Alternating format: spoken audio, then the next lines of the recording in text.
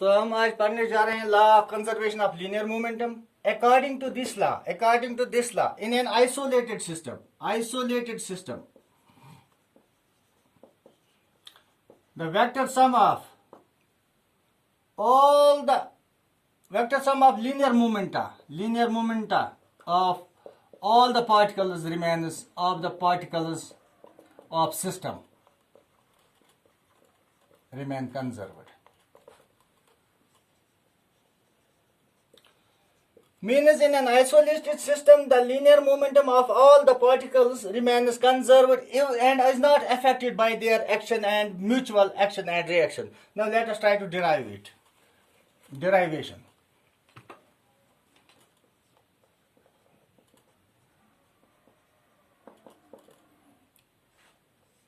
Using laws of motion.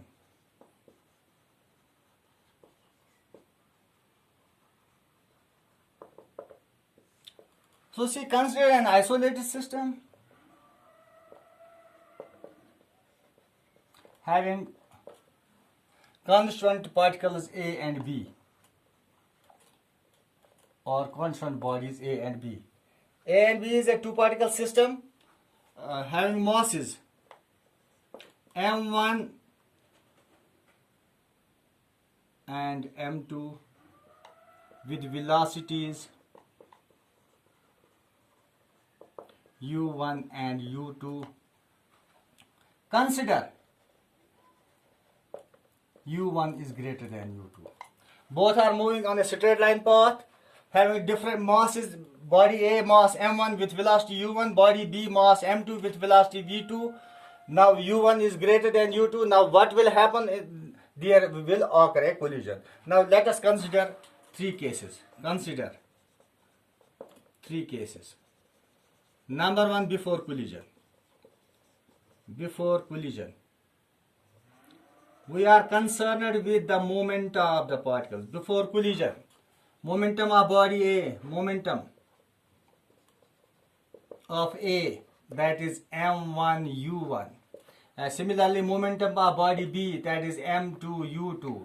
Total momentum of system, that is m1 u1 plus m2 u2.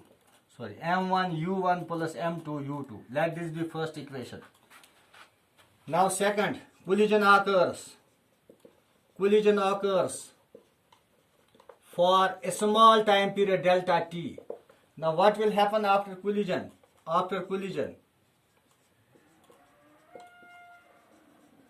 The velocities of the bodies A and B will change. Let u1 changes to v1 and u2 changes to v2.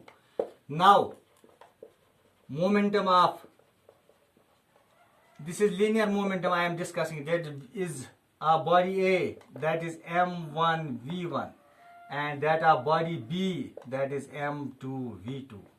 A total momentum of the system is now m1 v1 plus m2 v2. This is second. And what I am supposed to do, what we are supposed to prove here, what we are supposed to derive here is that the total momentum before and after collisions remain the same. That is, does not change. So means m1 u1 plus m2 u2 is equal to m1 v1 plus m2 v2.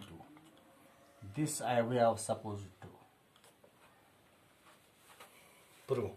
Now before collision,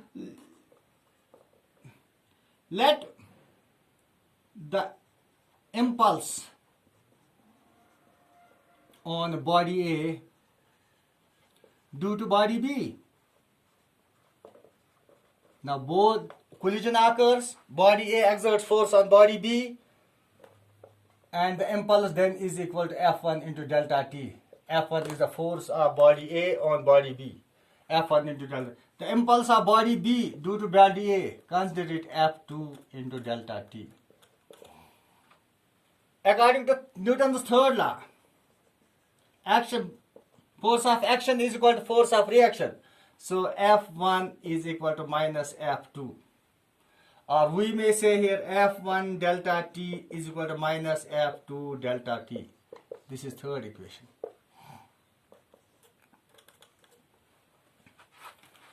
Recall now.